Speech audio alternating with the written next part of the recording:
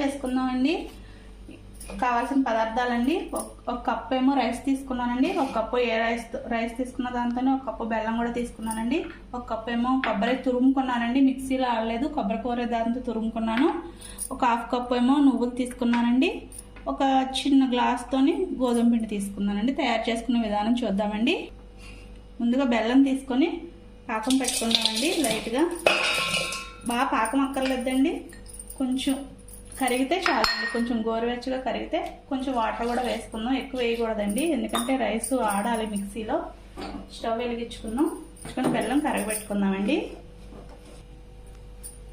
కరిగితే చాలండి, పాకం ఏం రావక్కర్లేదు. మనం రైసు ఇవి కలిపి మిక్సీ ఆడుకోవాలి కదండి, అందుకే స్టవ్ ఆఫ్ చేసుకున్నానండి. ఇది కొంచెం చల్లారుతుంది.